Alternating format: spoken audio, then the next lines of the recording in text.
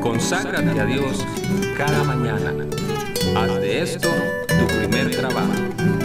Por la mañana, oh Señor, elevo a ti mi voz.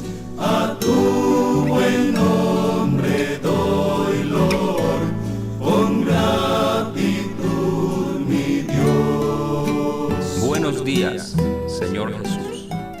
Que al iniciar el día, tus primeras palabras sean buenos días, Señor Jesús. Bienvenidos a su programa de hoy. Esperemos que las reflexiones de este día puedan acompañarlos en todas sus actividades. Dijo David, en paz me acostaré y asimismo dormiré, porque solo tú, Jehová, me haces vivir confiado. Es maravilloso confiar en Dios sabiendo que Él siempre nos cuida. Recuerda nuestra oferta del librito Los 10 Mandamientos. Lo estamos obsequiando a quien nos envíe una donación de $15. La dirección está en pantalla. Gracias por su apoyo a nuestro ministerio. Nuevamente escuchemos al pastor Daniel Loredo con el devocional de esta mañana.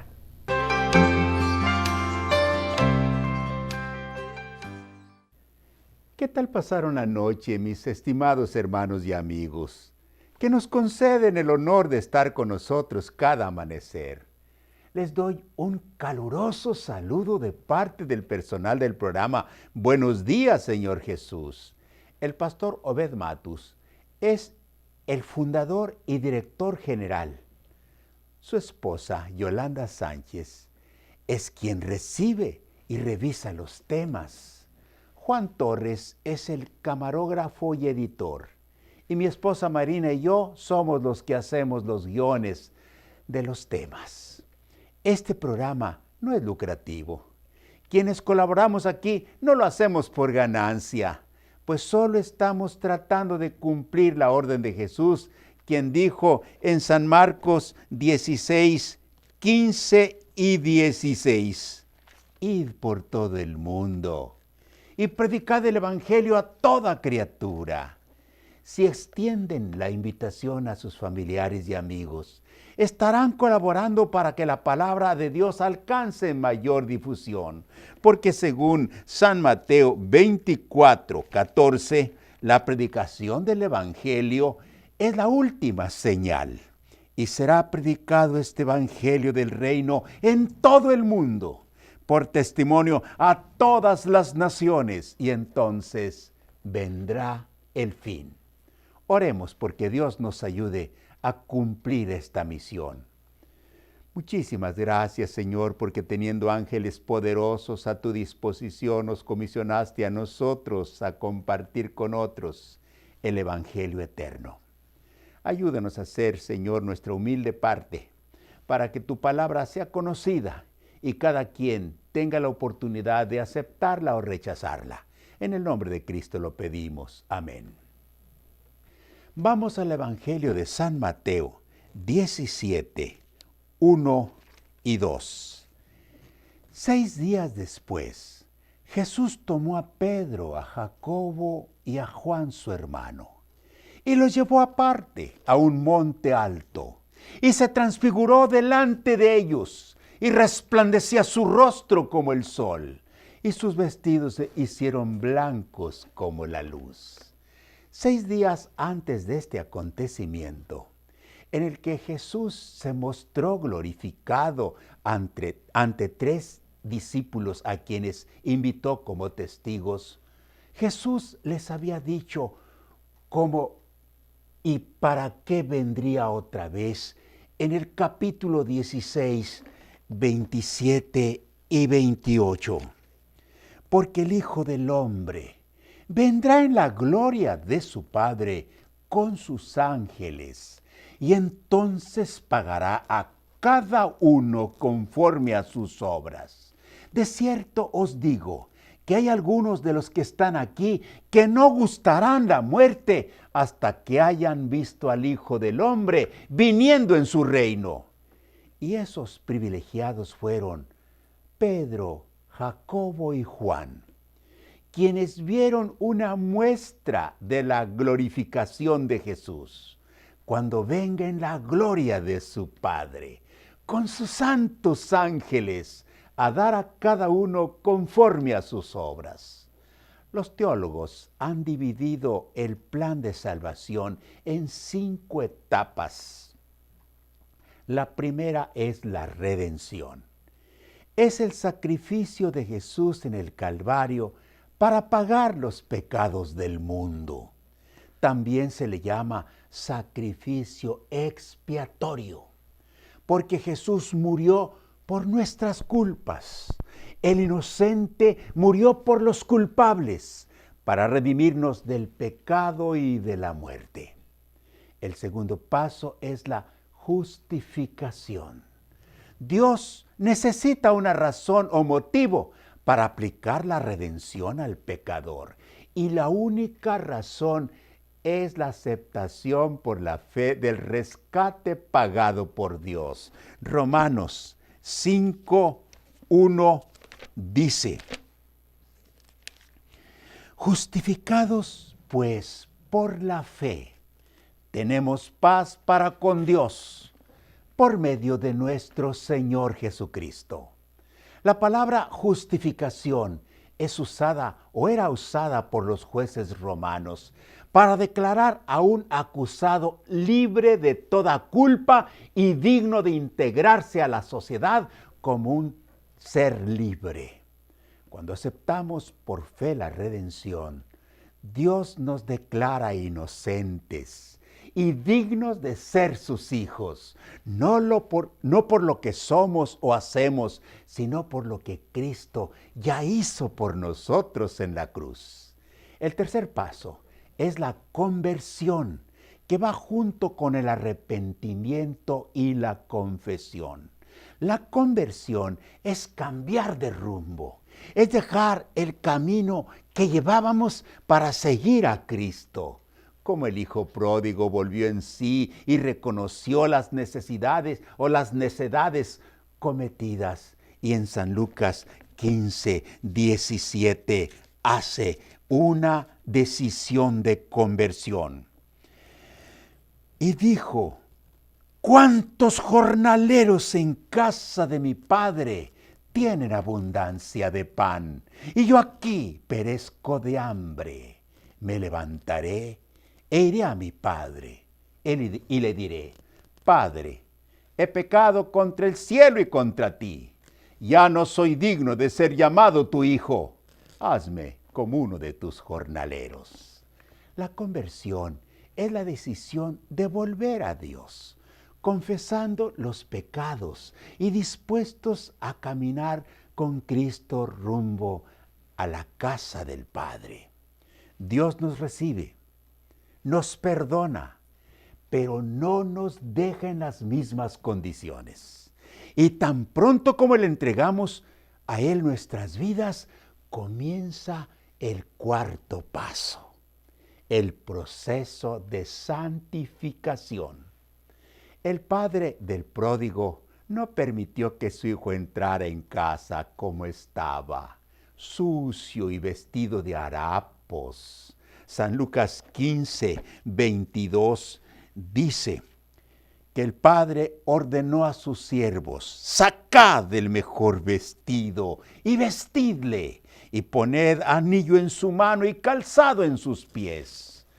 Cuando el joven entró al banquete en su honor, era un príncipe, y junto a él estaba su feliz padre, presentándolo a los invitados, diciendo, versículo 24, este mi hijo muerto era y ha revivido, se había perdido y es hallado. Y comenzaron a regocijarse. La santificación es el proceso de cambio que dura toda la vida. Si el ser humano permite que el Espíritu Santo lo capacite para vivir de acuerdo a la voluntad de Dios expresada en sus mandamientos. En 1 de San Pedro 1:2 dice: elegidos según la presencia de Dios Padre, en santificación del Espíritu, para obedecer y ser rociados con la sangre de Jesucristo. Gracia y paz os sea multiplicada. Noten, la santificación está relacionada con la obediencia, que es posible por el poder del Espíritu Santo. Dicen los versículos 14 y 15 del mismo capítulo: como hijos obedientes, no os conforméis a los deseos que antes teníais estando en vuestra ignorancia, sino como aquel que os llamó es santo, sed también vosotros santos en toda vuestra manera de vivir. El quinto o último paso de la salvación es la glorificación. Cuando seamos transformados a imagen de Dios, como Jesús, cuando se transfiguró frente a sus discípulos, para mostrarnos qué pasará cuando Él venga. En 1 Corintios 15, 51 al 53, dice: He aquí os digo un misterio. No todos dormiremos, pero todos seremos transformados en un momento, en un abrir y cerrar de ojos, a la final trompeta.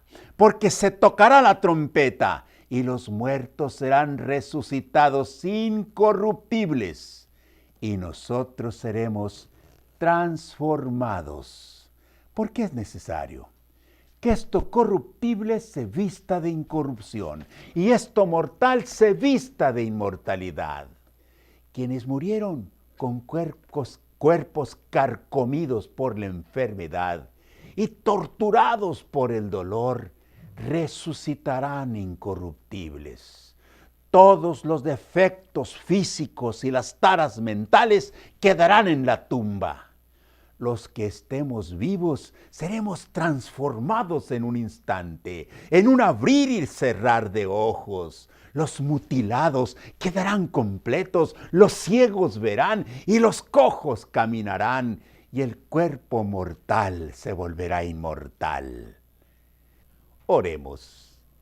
Te adoramos, bendito Padre, por tu infinito amor hacia nosotros, porque nos redimiste por el sacrificio de Jesús, porque nos justificas declarándonos inocentes por sus méritos, porque trabajas en nosotros a través de tu Espíritu, purificándonos y santificándonos, y porque nos espera un momento glorioso, cuando seamos glorificados y volvamos a ser a tu semejanza como al principio. Ayúdanos a creer en tu palabra y a permitir que tu Santo Espíritu siga obrando en nosotros. Por Cristo Jesús lo pedimos. Amén.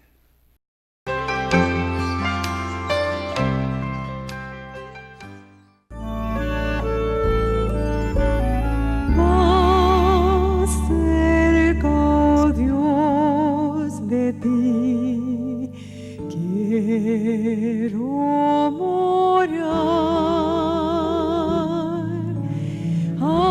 Aunque sobre una cruz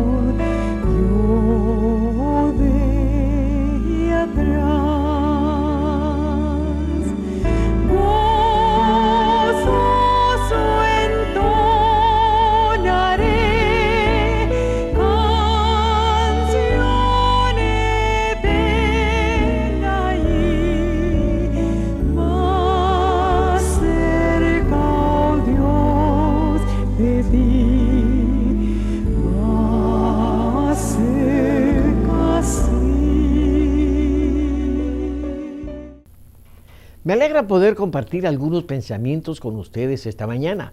Gracias por abrirme las puertas de su hogar. Jesús dijo, en cuanto lo hicisteis a uno de mis hermanos más pequeños, a mí lo hicisteis. Es como cuando alguien hace algo por tu hijo. Cuando tu hijo necesita ayuda, aprecias más la ayuda que se le da a él que la que te pueden dar a ti. ¿No es cierto? Así Jesús desea que tratemos a nuestro prójimo como si fuera él. Esta experiencia sucedió hace muchos años, cuando el valor del dinero era mucho mayor. Con $50 se podía pagar la renta de una casa. En el estado de Idaho, en un pueblecito escondido en la montaña, vivía un pastor joven con su esposa y 2 hijitos. Pastoreaba la pequeña iglesia y ocupaba los 4 cuartitos detrás del templo que él mismo había construido. No ganaba mucho, pues el diezmo apenas llegaba a 50 centavos cada semana, y eso es lo que él recibía como pastor. Pero tenían una hortaliza en la que se cosechaban verduras y frutas para comer. Y a veces los feligreses les traían ofrendas de comida, lo cual el pastor agradecía. Se anunció una campaña de conferencias y el evangelista llegó al pueblo. Los hermanos habían estado orando por los que asistirían, especialmente por el borracho del pueblo, que era un gran incrédulo. Era un invierno, y en invierno había estado nevando y hacía mucho frío. El pastor se había levantado temprano para encender el calentador de leña y que el templo estuviese calientito cuando llegara la gente. Unos minutos más tarde, cuando el pastor volvió al templo, vio frente al calentador un muchachito harapiento, tratando de calentar sus piececitos. Sus zapatitos estaban llenos de hoyos y se veían sus deditos helados, ya que había caminado sobre la nieve. El pastor lo reconoció como el hijo del borracho. Llamó a su esposa y le dijo, querida, lleva a este niño a casa y seca sus zapatos mientras se le calientan sus piececitos. Al poco rato regresó el niño sin zapatos, pero con un par de calcetines del hijo del pastor. Había 2 personas en la congregación que podían resolver el problema de los zapatos rotos. El dueño del aserradero, que tenía bastante dinero, y la dueña de muchas de las propiedades alrededor de la iglesia. También tenía bastante dinero. Cualquiera de las 2 podría compartir un par de zapatos para el niño sin que les ocasionara algún problema. Pero terminado el culto, ambos regresaron pronto a sus hogares. El pastor notó que su esposa había vuelto con los zapatos del niño bien sequecitos, pero aún rotos. Estaba por ponérselos cuando ella vio a su hijito parado al lado de ella y le miró los pies. Oh, no, pensó el pastor, los zapatos de mi hijo no. ¿Por qué no hizo nada el dueño del aserradero? ¿Por qué no le compró zapatos la dueña de las tierras? ¿Por qué nosotros, que no tenemos ni con qué vestir a nuestro nuevo bebé, no podemos comprar otros zapatos para Jimmy? Pero el pastor sabía que no podían dejar al niño caminar entre la nieve sin zapatos. Su esposa dijo a su hijo, Jimmy, tus zapatos le quedarán bien, quítatelos. Tú no lo necesitas tanto como él. ¿Y qué voy a hacer sin zapatos?, preguntó Jimmy. No te preocupes, hijito. Jesús dijo, dad y se os dará. Jesús te dará otros, le contestó su mamá.